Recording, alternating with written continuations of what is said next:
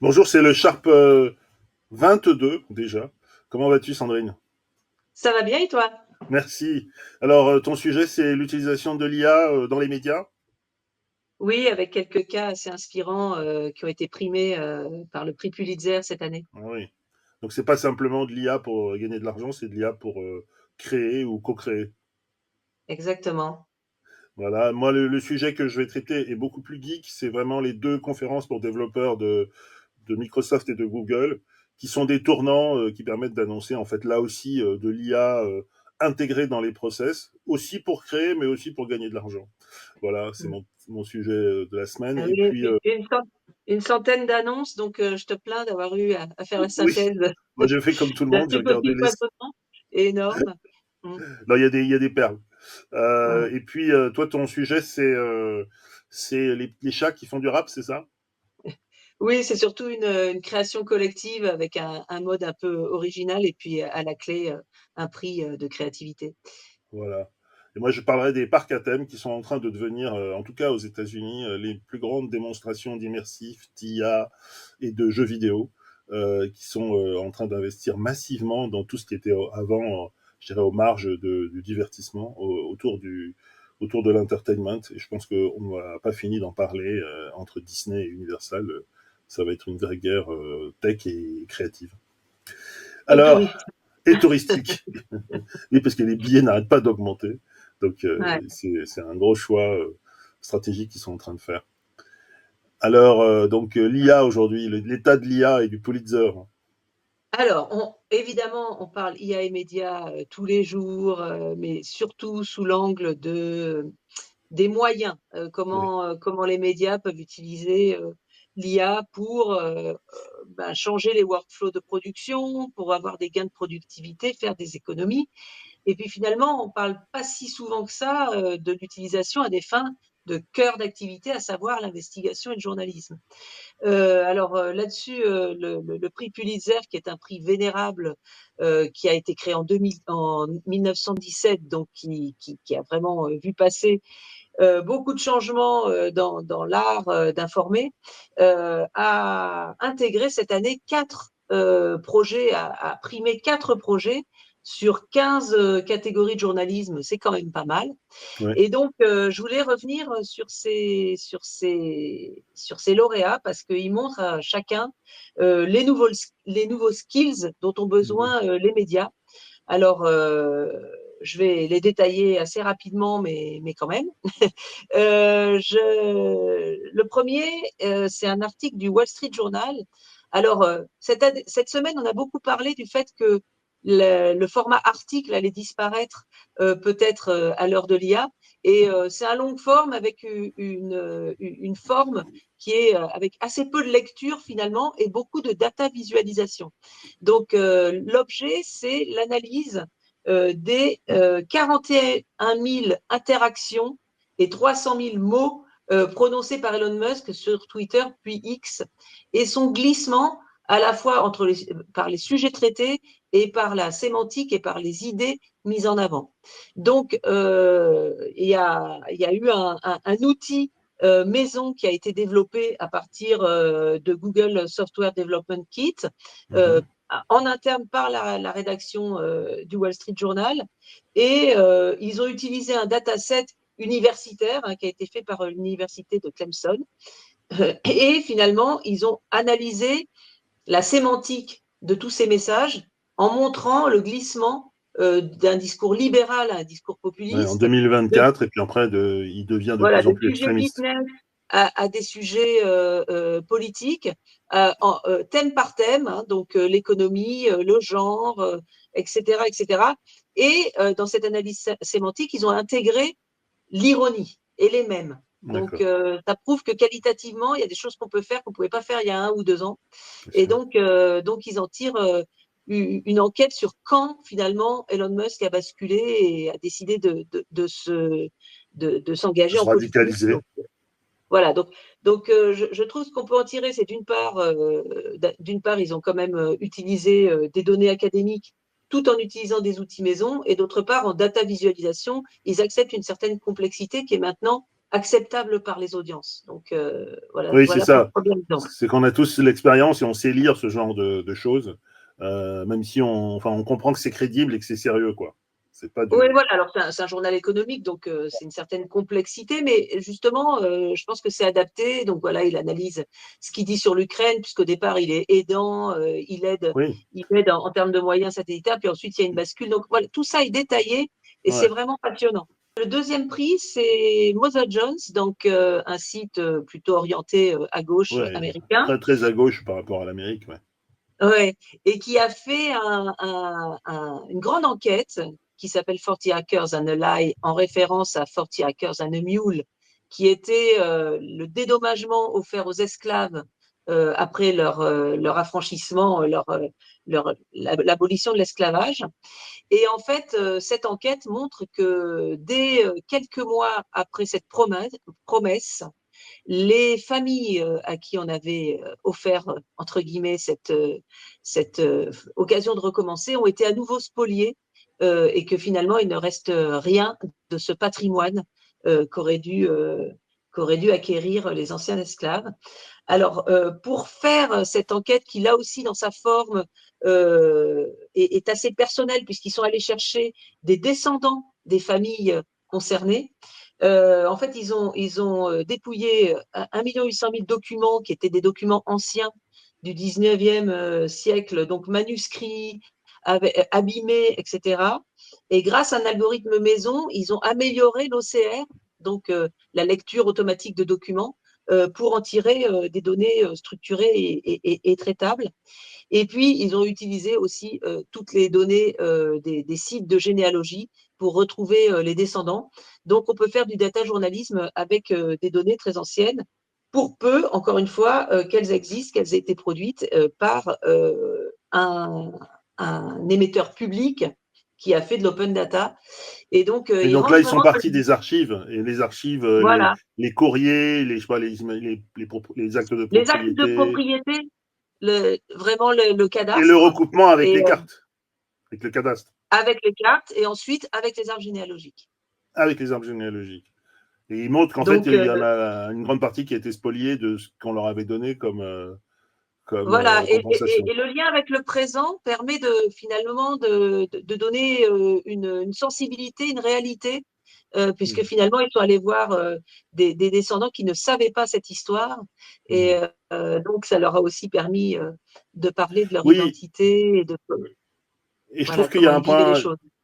très très très important dans ce que tu soulignes dans les deux cas d'ailleurs, c'est que loin de remplacer le journalisme, c'est un outil pour un autre journalisme avec des opinions. En l'occurrence, c'est pour ça que j'insistais un peu au début pour dire qui était Mother Jones, parce que c'est vraiment un journal, on va dire, c'est le journal de l'aile gauche Militant. voilà, Mm. militant du Parti démocrate. Le Mediapart Voilà, c'est le Mediapart. Quoi. américain.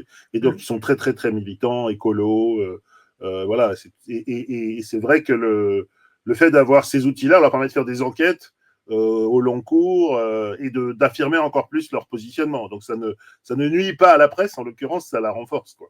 Oui, et puis je pense que c'est duplicable parce qu'en plus, c'est une enquête sensible. Ouais. Alors que, bon, on pourrait dire la data, c'est froid, mais en fait, le résultat est très, très incarné et très, très Ouais. intéressant à lire, d'ailleurs passionnant à lire. Et ils disent Voilà, donc un mensonge en plus, je qui vous dans invite le, à le lire. Hein. ouais, le système américain, dire que les gens ont menti, c'est énorme. Enfin, à part Trump, on n'a pas le droit de mentir. Quoi. Donc, dire que le système institutionnel a complètement menti et spolié ces populations, c'est très, très fort. En Ouais, puis on a les preuves, finalement, il y aura des possibilités de recours. Hein, fait. Ouais. Ah c'est pas oui. sans conséquence. Ouais. Voilà pour le deuxième. Le troisième, c'est une enquête du Washington Post qui prouve qu'on peut aussi faire du data journalisme dans l'actualité chaude. Mmh. Une attaque israélienne à Gaza a tué une équipe de journalistes, dont 2 journalistes de Al Jazeera. La version officielle était qu'ils étaient au milieu des combats et qu'ils avaient finalement été des victimes collatérales. Et en fait, l'enquête du Washington Post traite 1200 vidéos d'attaques qui avaient été communiqué par l'armée israélienne, donc qui était disponible, et ils ont démontré que finalement l'enquête officielle ne tenait pas puisque les véhicules militaires n'étaient pas à proximité, et donc c'est une preuve par la reconnaissance visuelle finalement de points d'enquête qui C'est-à-dire peuvent qu'ils être prouvés. comparent l'endroit où ont eu lieu les attaques de l'armée avec les vidéos du lieu faites par l'équipe d'Al Jazeera, par exemple. Non, c'est des vidéos militaires. Ah, c'est à partir des vidéos militaires de l'armée C'est à israélienne partir même. de 1100 vidéos militaires, puisque les drones sont équipés de caméras. D'accord. Donc, et en fait, ils ont rapproché ces vidéos d'attaque Ok. des positions militaires sur le moment. L'an dernier, il y avait déjà eu un prix Pulitzer sur Gaza où ils avaient évalué visuellement les impacts de bombes, et ils avaient évalué finalement le nombre d'attaques et le nombre de bombes qui avaient été larguées. Donc on peut faire du journalisme sans avoir de journalistes sur place, mais en analysant les données fournies par l'armée israélienne et en comparant avec les cartes. Ça, c'est des cartes satellitaires, j'imagine, des photos satellites Voilà, en avec. fait, ça permet de pallier le fait de ne pas être sur place. Alors évidemment, ce n'est pas forcément parfait. Peut-être ça donnera lieu à des erreurs ou à des manipulations, mais en tout cas, la reconnaissance visuelle fait partie des outils D'accord. de l'IA journalisme. Ok. Et ça, ça a été fait il y a quelques semaines finalement, parce que moi j'en avais entendu parler, mais je l'avais pas vu cet article. Et donc là, ils ont démontré en fait quelque chose sur disons la manipulation de l'information par l'armée, quoi. Oui, voilà, c'est pas seulement de l'info de fond, comme on a pu le voir pour Mother Jones, mais Ouais, c'est de l'actu, c'est vraiment dans l'actu. ouais, Donc là aussi, il faut avoir des outils mobilisables pour pouvoir traiter ça, donc des bien sûr, moyens et des savoir-faire IA dans la rédaction. exactement. Le dernier prix a été décerné à Société de Presse pour une enquête sur les morts par arme non létale lors d'interventions de police, c'est-à-dire les morts par taser ou violence et non pas par arme. Là aussi, un travail de titan qui a commencé en 2021, donc qui a duré 3 ans, à base de 200 000 pages de documents, finalement à structurer, à rapprocher les minutes de tribunal, les rapports de police, les rapports d'autopsie, les certificats de décès, dont certains écrits à la main ou imprécis. Donc là aussi, il y a eu une OCRisation, c'est-à-dire une lecture des documents par l'IA. Qu'est-ce que ça veut dire OCR? Pardon. Qu'est-ce que ça veut C'est la dire? reconnaissance de caractère. D'accord. C'est Donc ce qui te permet de sortir un texte Word à partir d'un PDF en le lisant. D'accord. Ok. Ok. Donc, quand ce sont des textes Word, c'est facile, mais quand c'est des textes à la main, ou pas tous remplis de la même manière, ça nécessite un traitement, et parfois, on finit à la main également parce que c'est pas toujours 100% de Donc ils succès. analysent les rapports de police, c'est ça? Oui, les rapports, ils les rapprochent avec les certificats de décès, ils les rapprochent avec Ah, ce qui s'est dit au tribunal. ok. Voilà, donc c'est vraiment une enquête judiciaire. Oui. Et cette OCRisation, ils l'ont là aussi améliorée grâce à l'IA avec une méthode maison. Ils ont D'accord. utilisé Amazon Textrax et D'accord. ils ont ajouté du code pour répondre à leurs problèmes spécifiques d'imperfection des textes ou d'imperfection Donc là, par des. exemple, on voit de la reconnaissance faciale. Donc c'est des gens qui sont identifiés, qui font partie de l'histoire, j'imagine. Oui, c'est Euh, victime en fait. Il raconte un peu les histoires de chaque victime, comment ça s'est d'accord. passé, et tout ne termine pas aux news en fait. Donc D'accord. là, ils vont avoir l'ampleur du problème finalement. Je crois que c'est 1000 morts de Oui, cette manière. tués par l'armée, par la police américaine. Voilà. Donc, sachant que tout le monde ne porte pas plainte, que c'est pas toujours. Donc voilà, ça montre aussi un Des phénomène bavures, quoi. En fait, c'est les scientifique. bavures de la police américaine. C'est-à-dire, Oui, après. mais pas les bavures par arme, c'est les bavures qui pourraient être médicales en fait, qui sont un Ok. peu sujettes à caution. Autant quand on tire sur quelqu'un, bon bah c'est indéniable. Autant là, c'est plutôt les choses, des personnes qui étaient cardiaques et Comme dont on George a dit Floyd, qu'elles quoi. sont Dans mortes d'une les. crise cardiaque, mais en vérité, c'était lié à Oui. leur arrestation. C'est un peu l'histoire de George Floyd, sauf que là, il n'y a pas quelqu'un qui a filmé, et eux ont Voilà. reconstitué à partir des rapports d'autopsie ou des. Voilà, et à partir de documents judiciaires, hein, D'accord, pas de documents non officiels. Tout ça, d'accord. c'est du rapprochement de données. Et donc ça Et donne lieu à des articles, à des reprises par la presse, sur la base, parce que c'est Associated Press ou c'est publié en tant qu'Associated Press. c'est publié en tant qu'Associated Press avec l'idée quand même que ça ait des reprises. Ouais. Mais tu vois, le long form qu'ils ont fait, il est de super qualité, il est très Ouais, bien édité. Donc ça a quand même vocation. C'est comme l'AFP, les agences de presse maintenant veulent avoir aussi une audience grand public, hein. d'accord.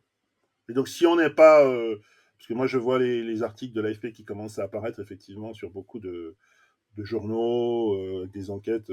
Est-ce que si on n'est pas abonné à la Société de Presse, on peut trouver cet article si on le cherche et qu'on a envie de le voir? On va sur le Oui, oui, site de oui. la Société de Presse. Oui, oui, tout à fait. On peut mettre les URL peut-être en Ouais, on mettra commentaire les URL. Donc c'est en accès pour aller libre. Et voir ces 4 projets. tout ça c'est de l'IA en fait. Tout ça, c'est de l'IA, mais surtout, c'est de l'IA qui a été designée pour Mhm. l'enquête. Et donc, ça, je trouve ça vraiment intéressant. Et dans la forme, on est presque près d'un motion design ou, je veux dire, même pour des producteurs de documentaires, je trouve que l'exercice est vraiment chouette parce que c'est pas forcément juste de la data visualisation.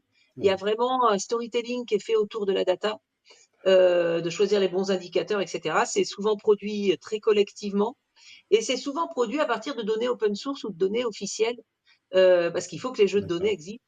Donc la collecte de la donnée, c'est pas les journalistes forcément qui vont la faire, ou pas toujours.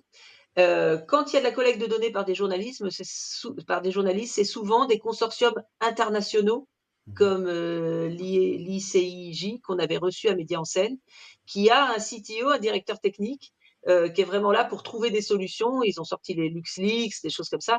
Donc quand ils arrivent avec un jeu de données, ils sont là pour trouver des solutions maison pour les traiter au mieux en fonction de critères définis par les journalistes. Et D'accord. le plus souvent, ce sont des journalistes qui eux-mêmes sont codeurs. Ah oui, ok, donc ils ont une Ce qui leur maîtrise. permet déjà dans leur demande de dire je sais qu'on pourrait faire ça. Alors, De- aujourd'hui, il n'y a pas d'utilisation de l'IA générative, en fait. C'est l'IA qu'on connaît, qui fait du big data, qui fait des recoupements, finalement. Et pour l'instant, parce que c'est un des points qu'on avait reproché à l'IA générative, c'était en fait de pouvoir alimenter des fake news. Là, ils sont partis de données officielles, données open source, et ils ont construit des enquêtes sans utiliser d'IA générative. Donc c'est du journalisme. Oui, Euh, tout à fait, mais de toute manière, on parle beaucoup d'IA générative, mais l'IA classique continue d'avancer à vitesse grand V. D'ailleurs, elle se nourrit de progrès de l'IA générative mhm, aussi, notamment le fait qu'il y ait besoin de moins en moins de quantité de données pour commencer à avoir un algorithme qui fonctionne bien, ouais, sans erreur. mhm, mhm, Donc tout ça s'alimente.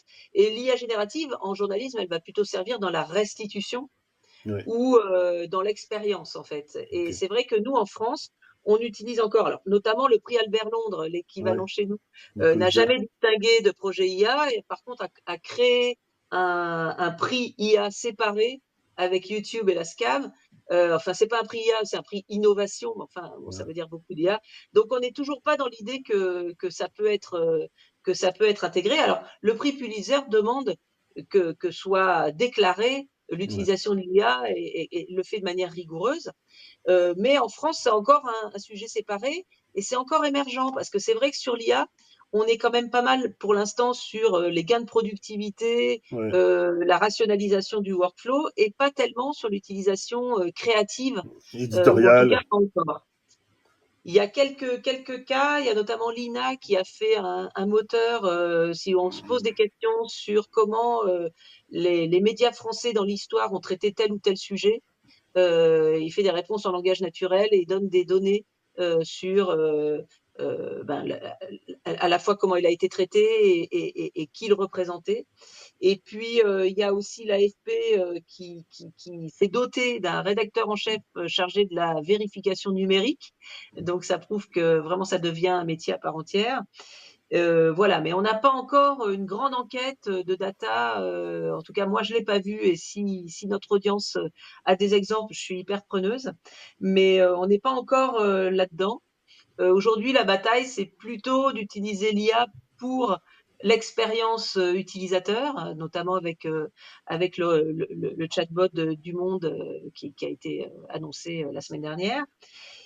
Et le problème du moment qui est principalement comment je réponds à la bascule des moteurs de recherche vers l'IA et comment j'arrive à créer du trafic quand même.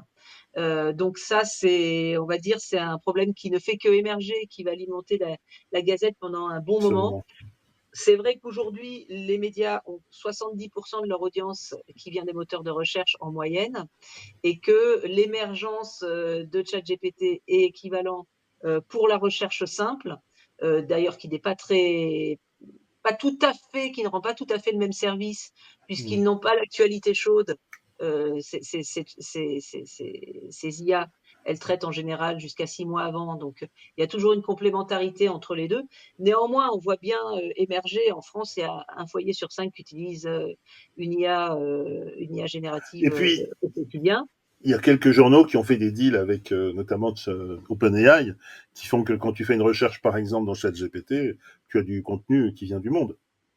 Oui, et alors après, quel est le taux qui clique pour voir l'article intégral? Je pense que la motivation, elle était avant tout de sécuriser la valeur de ce qui était offert en résultat de recherche et pas vraiment de créer du trafic. Ouais, Donc, c'est vrai que en plus, va arriver bientôt Google, ça s'appelle Overview, je crois, ouais. qui donne directement les synthèses des articles dans le résultat de recherche. Donc, c'est encore un coup dur pour le trafic des sites web des médias. Néanmoins, certains disent qu'il va falloir accepter une baisse de l'audience et finalement accepter d'avoir une audience qui sera de meilleure qualité et qui transformera mieux.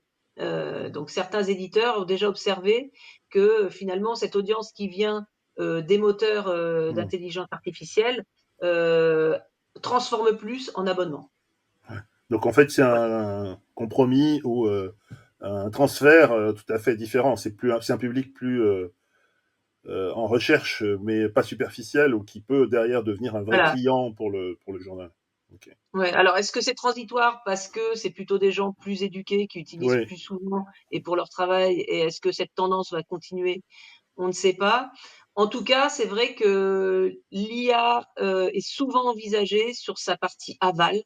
c'est-à-dire l'expérience, la personnalisation de l'expérience et les gains de productivité, et un peu moins sur sa partie amont, la partie créative, qui est celle qui nous excite plus. Et puis, Ben oui. qui permet aussi de mieux informer, d'aller chercher des Et, sujets et de faire du journalisme de meilleure qualité.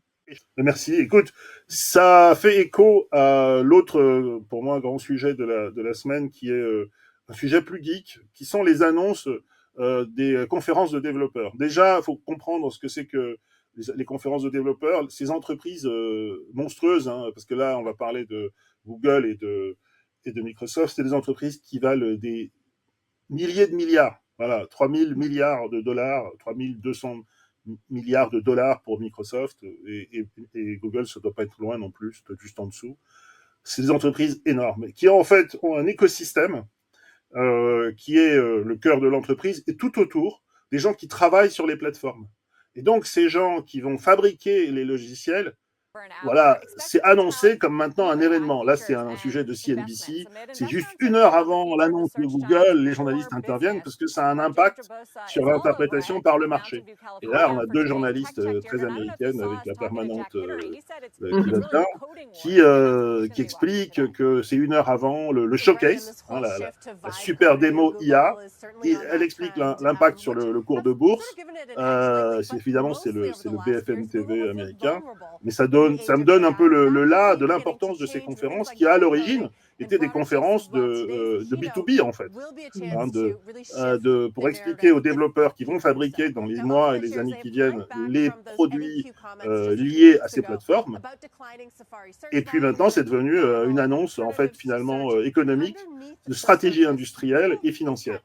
Et cette année, il y en a deux, voilà, ils parlent du momentum, et par rapport à GPT, ChatGPT, à Meta AI. Et donc, on voit bien le décor qui est derrière et l'importance pour la boîte de réagir sur l'IA. Et ça correspond exactement à ce que tu venais de décrire, c'est-à-dire la montée en puissance en finalement 2 ans de l'IA, dans les moteurs de recherche. Et Google, qui avait en fait anticipé là-dessus et qui même, pire, avait tout fait pour bloquer, parce qu'il avait bien compris que ça attaquait son cœur de métier, finalement, est en train de l'intégrer partout. Et encore une fois, il faut avoir conscience des masses économiques. Hein, c'est 264 milliards de chiffre d'affaires. 264 milliards de chiffre d'affaires en pub, essentiellement. Donc, pour ce monsieur, la vie est très dure, pour Sundar Pichai. Et donc, il doit montrer qu'il ne tue pas le business d'origine. Il fait des blagues sur le Pokémon Intelligence, qu'ils ont la capacité technologique. Ils l'ont. Bon, lui, c'est la Pokémon Intelligence. Il est capable de jouer avec tout. Et ils vont décliner, comme tu l'as dit, en gros une centaine d'annonces pour montrer que l'IA est au centre de tout, maintenant chez Google. Alors qu'il y a quelques mois, on aurait dit, mais ils sont en train de cannibaliser leur propre business. Ils étaient très en retard, oui, oui. Alors qu'en fait, ils étaient très en avance. Alors ça, c'est un exemple de la créativité avec VO2. VO3. Alors ça, depuis, tout le monde en parle. C'est la réponse à Sora. C'est de la vidéo avec du son. Alors là, pour les fake news, c'est extraordinaire. Ça a déjà commencé. On peut tout faire avec le son synchro qui correspond. Oui, ils ont invité pas mal d'influenceurs parmi les créatifs, les IA artistes, à faire joujou pour avoir le jour J des démos de dingue. Et dans tous les domaines, la musique aussi.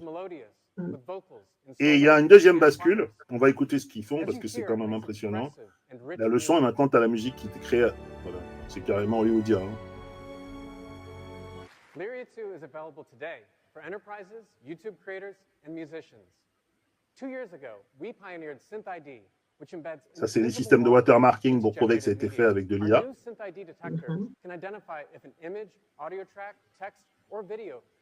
Et donc là, on peut dire, ça a été fait avec de l'IA. We built new capabilities for filmmakers. So when you're making a video, it will use ingredients you give it, characters, scenes, or styles, and keep them consistent. Or you can direct VO, giving it precise camera instructions. La contrôlabilité des caméras, toutes les choses qui étaient des débats sont devenues des outils. Voilà, des outils pour les créatifs, pour faire des images, de la vidéo. Et il y a même un studio qui s'appelle Flow.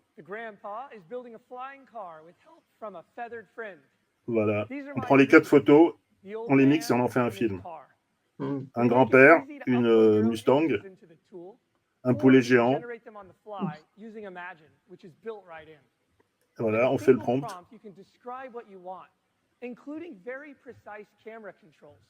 Avec les mouvements de caméra qu'on veut, les gros plans, les travelling, les zooms. Et là, Camoulox. Avec la Camoulox. Et ça se termine par ce dont on a déjà parlé, les nouvelles lunettes, les lunettes réalité augmentée qui commencent déjà à être dans le commerce, concurrence à Facebook. Et puis les nouveaux casques Samsung qui s'inspirent, on va dire, de ce qu'Apple a fait. Et voilà. Et donc, ça, c'est la partie, on va dire, grand public. Mais toute la stratégie de Google, qui est de développer Gemini, de développer le Project Astra avec des agents, de lancer ce fameux AI Mode qui va te permettre, quand tu cherches un sujet, de dire je suis intéressé par la conquête spatiale, ils vont aller lire l'article du Wall Street Journal ou l'article de je sais pas qui, ils vont te dire, voilà, ils vont te faire une synthèse de l'article, et ça va être soutenu en plus par tous ces outils intermédiaires de fabrication. Donc on peut tout à fait imaginer demain d'avoir une reconstitution des scènes que personne n'a vues à partir des outils. Ce qu'il faut savoir aussi, c'est que tous ces outils ont été entraînés maintenant sur des données qui ont été vendues, notamment sur du documentaire. C'est pour ça que c'est si frappant quand on voit un pêcheur en mer, ceux qui ont dû entraîner le moteur de vidéo avec, je sais pas, des milliers d'heures de pêcheurs en mer qui ont été filmés en info ou en documentaire. Et donc, quand on voit le sujet, c'est pratiquement impossible de savoir si c'est du vrai ou du faux. Beaucoup de rédactions ont alerté parce qu'il y a même des gens qui font des fake news en faisant des faux plateaux télé pour donner l'impression que c'est du... Voilà. Donc, ça n'est pas du tout abstrait. Et tout ça, Et des c'est... micro-trottoirs, j'ai vu des oui, micro-trottoirs ou des comptes rendus de salon avec une voiture qui n'existe pas et des intervenants qui n'existent voilà. pas, avec des arguments tout à fait recevables et qui Voilà. paraissent spontanés, quoi. C'est vrai qu'on a passé un pas dans le côté naturel. Exactement. Et tout ça, c'est la stratégie de Google, remettre l'IA au centre de tout, dans toutes les étapes de l'IA. Et puis, il y a même maintenant une proposition d'abonnement à $250 par mois, un peu plus cher que celle de OpenAI qui est à $200 par mois.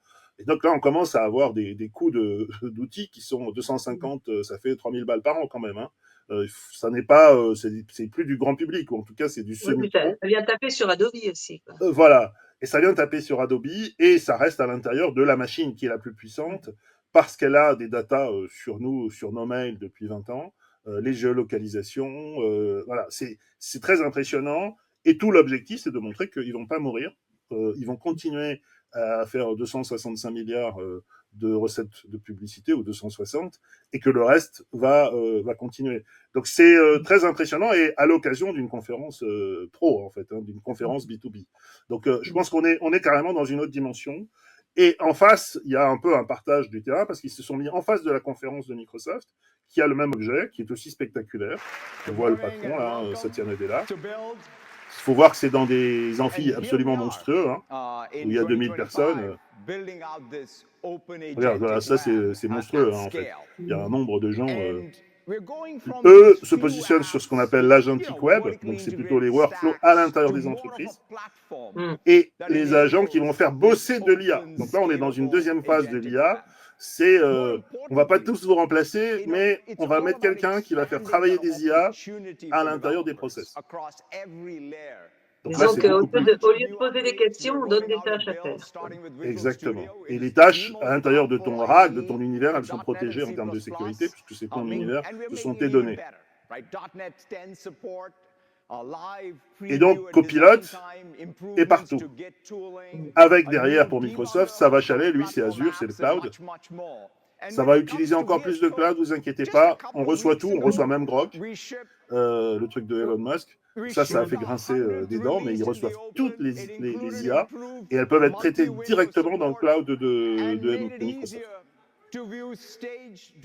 Ouais, en même temps, moi, je trouve que Grok, il débunk pas mal sur X. Hein. Ah non, mais Je ça trouve que ça oblige Grok. joue un rôle pas si mauvais. Voilà. Bah écoute, eux, ils le traitent comme les autres LLM, ce qui leur permet d'être neutres, et ce qui leur permet aussi de remettre dans ses buts OpenAI, avec lequel ils sont en train de se séparer. Enfin, ils sont en train de plus avoir la même relation confuse, puisque c'est en train de devenir une société indépendante. Et ils développent tous les outils. Là, on est vraiment plus dans l'univers des geeks et des développeurs. À l'intérieur de tous les outils, il y a une description de ce que fait l'IA, et qui est une IA Microsoft, qui n'est plus une IA Flow OpenAI. Voilà. Bon, ils sont toujours moins glamour, hein, Microsoft. Ah bah par définition, c'est du B2B, hein. Ils sont à l'intérieur de la même, machine. c'est leur culture, je crois. Ah oui, oui, bien sûr, bien sûr, bien sûr. Et, voilà. Et donc lui, c'est un ancien dev, hein, de toute façon, Satya, et donc il est dans son élément là, voilà. Et le pari qu'ils font, et lui aussi, c'est un pari qui attaque OpenAI, c'est que c'est dans la science qu'ils vont percer le plus vite, parce que logiquement, dans la science, il y a énormément de data, hein, déjà. C'est un secteur qui a les moyens de ses ambitions. Ils ont attaqué beaucoup la finance, mais la science, c'est extraordinaire. Et derrière, il va y avoir des découvertes. C'est aussi le discours de Mustafa Suleyman, qui est leur patron IA maintenant, depuis toujours. Hein. Et donc, il y a un combat à l'intérieur du combat entre Demis Hassabis, qui est Google Minds, qui fait la partie grand public, mais qui est prix Nobel de chimie. Et puis, il y a maintenant Microsoft qui attaque sur la science. Et il y a consacré dans sa présentation énormément de temps. Voilà, il parle des médias, évidemment, puisque tout ça, c'est les GPU. On reviendra après sur la conférence de Computex, mais NVIDIA et d'ailleurs toutes ces histoires. Voilà, le mot-clé, c'est developers, developers, developers. Et la science. Parce que la science, comme il le montre très bien, en fait, à tous les étages, elle est déjà prête à l'IA.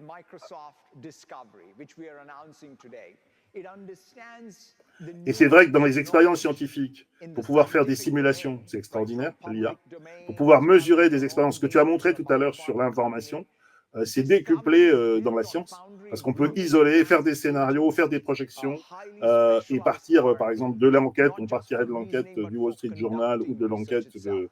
Et on déploierait à très grande échelle les mêmes outils sur d'autres données. Et c'est ce que fait la science, et ils sont très forts avec le monde pharmaceutique. Et donc ça montre bien qu'on a changé d'échelle, en fait, sur l'histoire de l'IA. Ceux qui sont grand public, ils sont obligés de le mettre partout pour lutter contre OpenAI. Et puis ceux qui sont à l'intérieur des entreprises sont obligés, pour convaincre les directions d'entreprise, de montrer que c'est sous contrôle et que c'est à l'intérieur des processus. Et là aussi, hein, vraiment, on est sorti des 2 premières années. Il y a OpenAI qui est en train de s'établir ou qui veut carrément les concurrencer. Hein, ils veulent concurrencer. Ils concurrencent effectivement Google.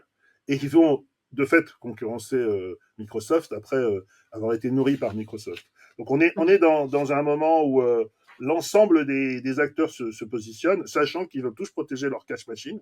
Hein, Google, il veut protéger sa pub, et Microsoft, il veut protéger son cloud. I think we as a society celebrate tech companies far too much versus the impact of technology. Think about the decades all of us have spent saying, can we have one tech intervention that makes a damn difference in education? We are definitely trying to build a scaffolding for the AI age. I'm curious what you think the world will look like when 90 or 95% of all code is generated by AI. Ultimately, the human is in the loop. I think we overstate the autonomy here. Remember, at Microsoft, we're not like this one-trick company. The hardest thing for us has been adjusting. The reality is, case studies don't help. You have to do it yourself. Technology is powerful enough to disappear. This is something that recently went viral. You mentioned that AGI is just some nonsensical benchmark hacking, and the true value of AI is... Donc, après ce passage geek, je pense qu'il faut un peu se reposer. C'est un petit sujet plus rigolo. Oui, c'est toujours un sujet IA, puisque Bien sûr. on en est là. Je voulais faire un petit poke à... Mon Dieu, que ce terme est ringard. Mais non, nous, on sait ce que ça veut dire. À un collectif qui s'appelle The Crooked Crew, qui vient de remporter un prix, non pas à Cannes Festival officiel, mais à l'AI Awards film. Attends, que je te dise. Oui, il y en a plein des festivals en ce moment. Ouais, AI Film Awards Cannes 2025. Ouais. C'est un prix qui est décerné aussi à Berlin, à Hong Kong. Voilà, il y a des déclinaisons régionales. Et en fait, ce petit clip a remporté le prix du meilleur clip. Et en fait, ce qui est intéressant, c'est que c'est né d'une conversation sur Discord d'une bande d'amis qui ont créé un prompt à trous. En fait, on pouvait prendre le pattern et puis changer de variables. Et donc, ils ont commencé à faire quelques images sur des animaux qui sont des rappeurs. Et finalement, ils sont allés sur des forums recruter des talents. Donc, il y a en tout 20 talents. Et les images sont toutes faites par des personnes différentes. Donc, alors déjà, un certain nombre de filles, ce qui est pas si fréquent dans ce domaine, mais des gens peu expérimentés comme des gens dont c'est la profession. Et finalement, il en ressort. Alors évidemment, le rap, la musique est également générée par AI. Et il marche très bien, quel que soit le niveau des personnes. Et voilà, c'est un petit régal de 4 minutes. Donc on va peut-être pas tout regarder, mais Oh si, c'est cool. il est assez sympa. Et en tout cas, on peut comme ça travailler en collectif et arriver à une certaine cohérence au bout grâce à une direction artistique assez sympa, quoi. C'est la démonstration, par exemple, de tout ce dont on vient de parler. Hein. C'est du cloud, c'est du travail collaboratif, c'est du travail créatif. Ils ont utilisé toutes les techs dont on vient de parler, avec une coordination centrale, on ne sait pas où. Ça ressemble à un peu ce qui s'est passé dans la musique dans les années 90, Ouais. 2000, Mhm. où les albums ont commencé à être faits comme ça. Et puis, comme on peut recréer, là, on peut recréer des rues, des plages. C'est superbe, hein, parce que c'est vraiment la démonstration. Ça, c'est la Croisette, je sais pas, Miami. La démonstration de la, on va dire, le mot est un peu galvaudé, mais de la révolution créative qui est en cours. Hein. Parce qu'il n'y a Ouais, plus aucune. c'est une belle Comment ? vitrine créative de s'organiser en collectif aussi. Ouais, bien sûr. Bien sûr, parce que le résultat, aujourd'hui, il est hyper quali. Tu n'as pas besoin de te déplacer. Tu as des gens qui sont des indépendants et des pros. Bon, c'est quand même très très bien produit. Ils ont quand même mis en place des normes pour que tout le monde soit sur la même ligne, que l'image soit pas trop. Et puis c'est hyper viral. Une fois que tu l'as vu, tu as envie de le passer, de rigoler avec tes potes. Et chaque fois, c'est le nom des artistes qui apparaissent.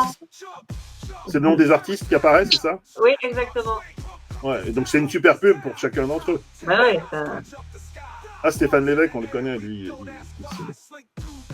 Ouais, c'est super. Bah, Alexandre Snopownicki aussi. On le connaît, on peut leur dire, on peut dire POC à tous les gens qu'on connaît. Ouais, il y a Augustin Garcia aussi qui anime la communauté avec son site Indata Veritas. Ouais. C'est top. Écoute, super trouvaille. Et super prix.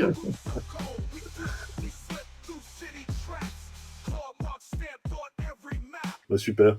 Voilà. Ils ont l'œil. Ils ont eu l'œil parce que là aussi, il y a des festivals qui font parler d'eux et puis il y a des festivals qui trouvent des pépites. Parce qu'en fait, c'est comme ça que le festival va s'installer. Hein. C'était ce que nous racontait John Guetta la semaine dernière. En fait, il y a énormément de festivals, il y a un foisonnement.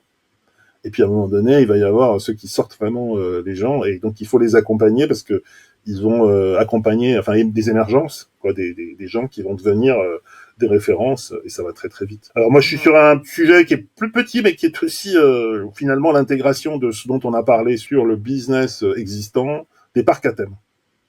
Donc il y a un énorme parc à thème fait par Universal qui concurrence Disney, qui a fait un investissement, comme les Américains savent en faire, 7 milliards de dollars. Pour un parc à thème, c'est complètement fou. Pour autant, c'est un investissement qui mobilise à la fois beaucoup de mètres carrés, 304 hectares ou 320 hectares, je ne sais plus, parce qu'il faut traduire les acres justement et les hectares. C'est bourré de tech à tous les étages. Et c'est, comme le montre ce présentateur de CNET, une fusion, une émergence et une convergence entre le monde du jeu vidéo, les expériences du jeu vidéo, et puis le monde de l'immersif. Donc les parcs à thème deviennent en fait des gigantesques démos, c'est plus des foires, qui permettent à la fois de montrer des expériences physiques, avec le divertissement immersif, et puis des expériences tech exceptionnelles. Moi, je l'ai vu sans le savoir ce que c'était au Japon, à Osaka, c'est-à-dire qu'il y avait le parc Universal et à côté la Nintendo House, je sais plus comment ça s'appelait. Et donc, il y a plein d'expériences à l'intérieur qui utilisent des robots. Il y a des décors. Et puis, il y a Star Wars, ça c'est ce qu'a fait Disney. Et en fait, ils ont décidé de pousser tout ça encore plus fort, parce que maintenant les robots sont autonomes. Il y a des recréations de scènes, ça c'est ce qu'on a appelé du théâtre immersif à une époque. C'est intégré dans les parcs à thème. Et puis, voilà, ça c'est la dimension c'est monstrueux, c'est un espace, on peut y passer je pense 2 ou 3 jours. Évidemment avec énormément de merchandising, ce n'est pas de la philosophie. On paye pour rentrer, on consomme, et puis on paye pour sortir quelque part pour que les enfants partent avec des objets. Et toutes ces techs qu'on voit, je dirais aujourd'hui en démo, mais finalement elles sont intégrées parce qu'elles participent au divertissement. Là, il y a des modèles économiques pour le coup. Et puis, il y a une recherche technologique et il y a des expériences interactives à tous les étages. Et donc, ce qui est mobilisé, c'est réalité augmentée, théâtre. Qu'est-ce qu'il y a comme techno nouvelle? Il y a toutes les technos liées aussi à l'interactivité avec le téléphone. Tout ça est connecté avec des apps. Il y a de plus en plus de reconnaissance avec finalement l'internet des objets, on appelait ça à une époque. Il y a effectivement de l'IA dans les robots, puisque les robots sont relativement autonomes. Et puis, il y a des recréations complètes d'espaces voilà, immersifs. Voilà, c'est Ouais, la massif. photographie est dingue, ouais. Ah oui, oui, c'est du monde virtuel en fait, avec des outils. Moi, j'ai fait à Nintendo, c'est Super Mario à Osaka. C'est extraordinaire. On est dans Super Mario avec des franchises, avec des acteurs de Super Mario, avec des expériences.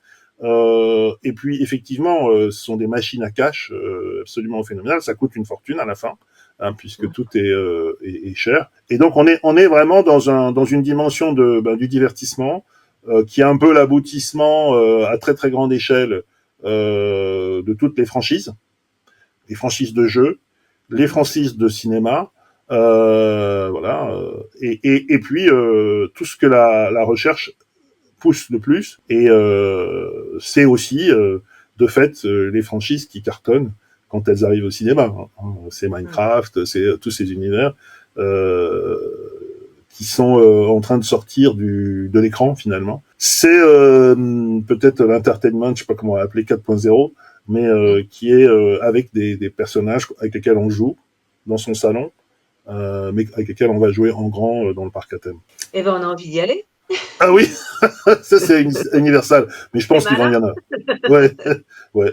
Mais je pense qu'ils vont avoir de plus en plus de petits espaces en ville. Hein. C'est le projet de Netflix. Netflix House, c'est ça avec l'univers de Netflix, avec les séries, avec les jeux. Et il y a fort à parier que tous ceux qui aujourd'hui gagnent leur vie très très bien en faisant du e-sport, s'ils veulent changer de cible dans les villes, bah, ils vont sans doute ouvrir des côtés divertissants à l'intérieur des villes, parce qu'il y a des problèmes de circulation et tout ça. Donc on risque d'avoir des espaces de la même nature dans les supermarchés qui marchent de moins en moins bien. Et ça, c'est une grosse tendance du commerce de faire du retailtainment, c'est-à-dire des espaces avant tout divertissants. Donc il y a moyen de faire des accords, je pense. C'est la raison pour laquelle les supermarchés vont développer des choses comme ça, à relativement petite échelle, pour refaire venir du monde et puis pour faire du retailtainment. Je connaissais même pas le terme, donc j'ai plus appris le terme. Bon, bah, écoute. Avec des piscines à boules, etc., pour vendre des glaces. En fait. Ouais, c'est ça, c'est ça. Voilà. Écoute, merci beaucoup. C'était vraiment enrichissant et puis ça permet de montrer que ça devient concret, en fait, toutes ces technologies. Et compétitif, terriblement. Et compétitif. Voilà. Bah, écoute, bonne continuation, puis à bientôt pour continuer à découvrir ce qui se passe dans le vrai monde. Voilà, et n'hésitez pas à réagir si vous avez des cas qu'on n'a pas vu passer. Vraiment, on est toujours très intéressés. Et puis on vous dit à la prochaine fois. À la prochaine fois. Salut Sandrine. Bye bye.